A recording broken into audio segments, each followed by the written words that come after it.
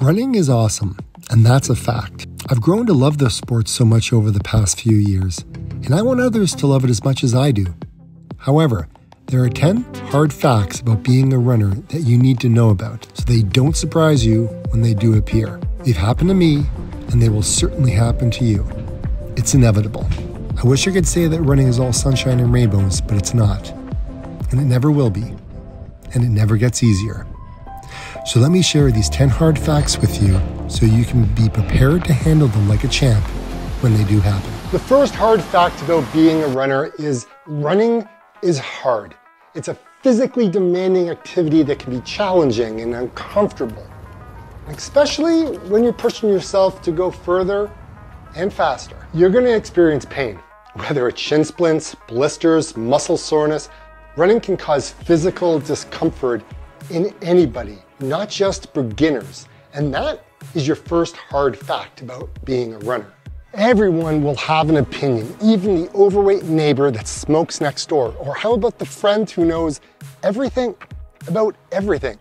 It can be very annoying when everybody wants to help who doesn't understand about running, who doesn't understand what you're going through.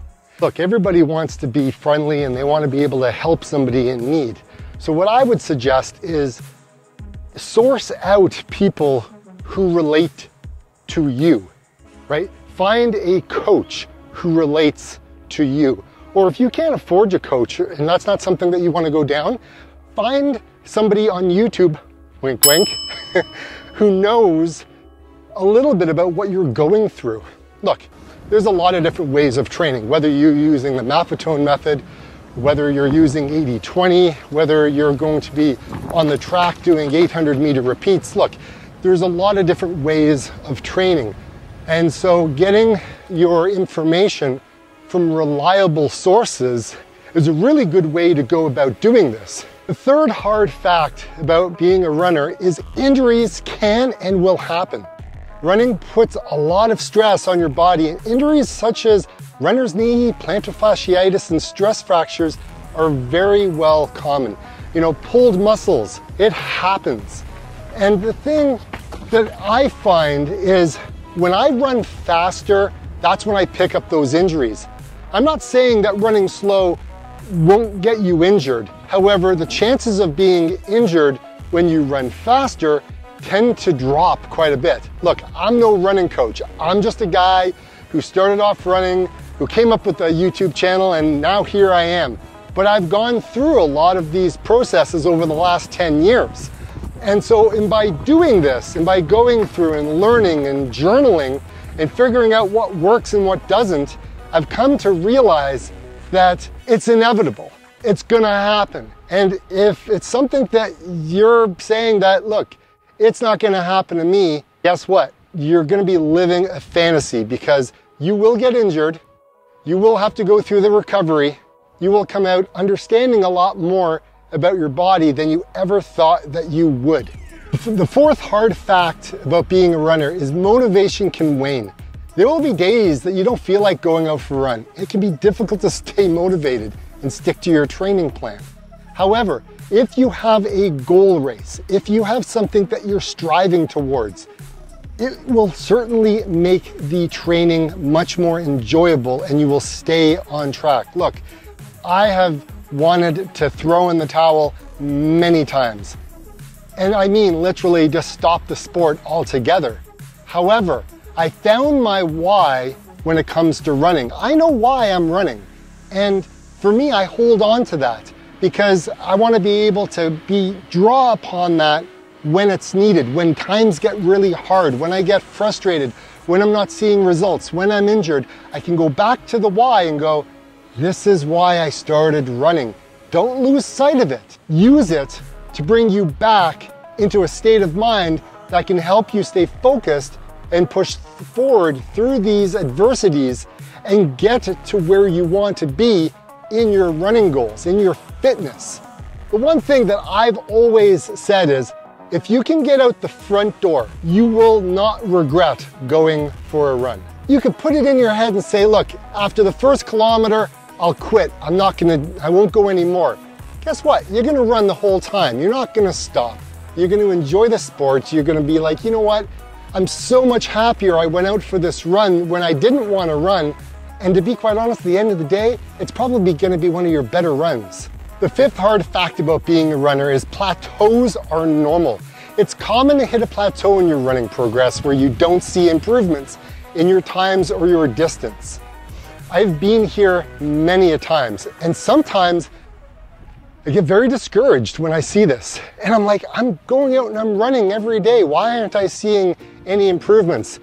Sometimes you just got to mix it up a little bit, right? Not every day can be the exact same thing and expect to see results. Climatize is the type of training you're doing, and you have to shake it up a little bit. Sometimes you got to add in, a fartlek, or whether it is a tempo run or a threshold run, or maybe it's a trail run, whatever it is. Sometimes you're going to shift it up. Maybe it's a workout. Maybe it's like leg day and you're doing strength training, or maybe there's a CrossFit class in there somewhere, or you just try something different for a little bit because your body will get used to what you're doing. And again, you may not see the result. The sixth hard fact about being a runner is weather can be a factor. Running in extreme conditions such as cold or hot, rain, it can be challenging, it can be uncomfortable. And look, right now, we are experiencing the hottest spring I can remember in recent history. Just like 2 weeks ago, there was snow everywhere. And now it's literally 32 degrees Celsius, and it feels like the middle of July. So it can happen very quick where the transition from one month to another happens very rapidly, and then you have to figure out how you're going to adapt to this climate that you're now having to run in. And because of that, then you may not see results because the weather has shifted, it's gotten hotter. Man, dehydration happens a lot faster when the weather is like this, and at the end of the day, it's like, what the heck am I doing? Weather plays big factors, so don't let it get you down because it's inevitable and it's gonna happen to you. The seventh hard fact about being a runner is running can be expensive. From shoes to clothing to race fees, running can be a costly hobby, and it may not be as much as some sports, but still there's a cost to it. My biggest expense when it comes to this sport not only is running shoes, because I tend to run a lot, and after about 800 kilometers, I'm looking to replace my shoes. And because of that, with inflation that's happened around the world, shoes are not as cheap as they used to be. And the shoes that I like to run in, which is my Ultra Torrens, they're upwards to $200 now, if not more. So I'm always looking for a deal, and I can find that typically at Running Free online, and they seem to have the shoes at a really good price, and I can even sometimes get last year's models. So that will help. But physiotherapy is also a big cost for me, as well as my chiropractor is a big cost for me. And so you can't discount these because you have to factor that into your budget if you are becoming a runner, if you are already a runner. And sometimes it's travel fees because you got to travel from one place to another to be able to go and run that Saturday or Sunday marathon or a 10K, because you're sick and tired of running the same routes around where you live. So you start to travel a bit further abroad, and before you know it, now you've got all these other fees that you have to start thinking about. The eighth hard fact about being a runner is not everybody will understand. Non-runners may not understand why you enjoy running or your dedication required to train for a race. And look, that's okay. You do you. They're going to do them. I talked about people having opinions earlier on. Look, it's okay. But one of the things I think that you could do to help you is you could talk to your family. You can talk to your spouse. You can talk to your friends, talk to your kids, and explain to them why this is important to you and why you want to run and why you're willing to skip out on certain events so that way you can put in your training. Or if you do go away on vacation, why you're waking up at 4 o'clock in the morning to go running while everyone's still asleep.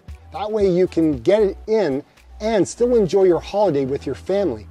It's important to you to let everybody know why you're doing this.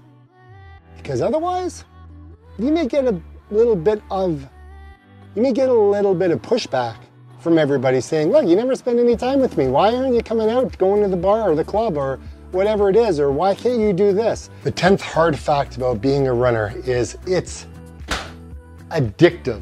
Despite the challenges, many runners are going to find running to be very addictive, and they become very passionate about the sport. I know when I first started running, I was so hyper-focused on running my marathon that I did everything I could. I watched everything I was eating. Every run had to happen when it was supposed to happen on the calendar. There was nothing else that mattered. I was so hyper-focused that it started to take over those conversations that I would have with my friends. And before I knew it, I was talking about running all the time. And that started to cause a little bit of problems for my non-running friends because they just didn't understand and they didn't want to hear about my going out and needing to get an 8-hour sleep before a big run the following day. They didn't care. They were happy for me that I was doing something that I enjoyed, but I didn't need to inundate them all the time with running. So what I would suggest is find some running friends and then go out for your long run and you've got somebody to talk to for 2 hours about running. It's a great way to kind of save your friends and your family from your fire hose of information about running. The 10th hard fact about being a runner is you will poop yourself at some point in time the longer distance you run. It's a very true fact. Whether it is in the bushes or whether you find yourself stuck in the middle of the street going, uh-oh, now what do I do? And it's a very uncomfortable feeling. But I'm telling you, from somebody that it's happened to, you need to be prepared. One of the things about running is running will make you very regular.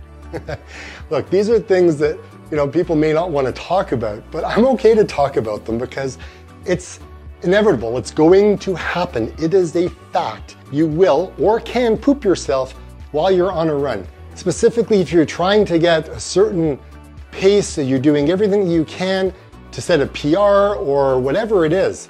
So what I would suggest is, you could call them whatever you want, but I just basically put some toilet paper in a Ziploc bag with, a wet wipe, and I put it in my pocket in my running shorts, and I take it with me because inevitably it's going to happen at some point.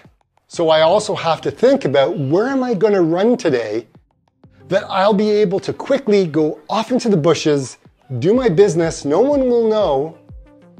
No one will know. Nobody. No one's gonna know that you went in the woods. If a tree falls in the woods, does anyone hear it? And it's like that for a runner.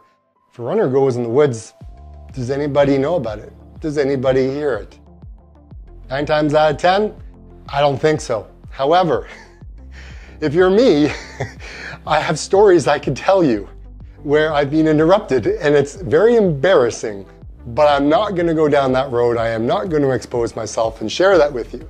However, if you catch me for a long run, I may tell you while I'm out one of my stories.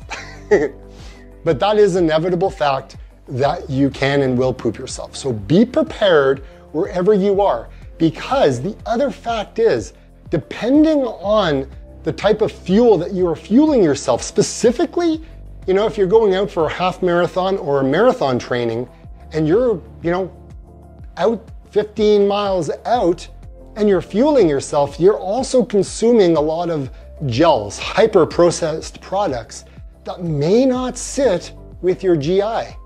And if it doesn't sit well with your stomach, guess what's coming out the other end? I've been through it, I've gone through it. I've had to find places behind dumpsters and awkward places that's not a lot of fun. So you really want to be prepared for what you're about to embark on. So make sure you wake up early in the morning, make sure you get number 2 going, get regular with that, and then you're out for your run. But take toilet paper with you because you're never going to know what's going to happen when you go out that door. And you don't want to stop. As being a runner, you don't want to stop. You just want to keep running. But when something like that happens, what are your options? I'm stopping.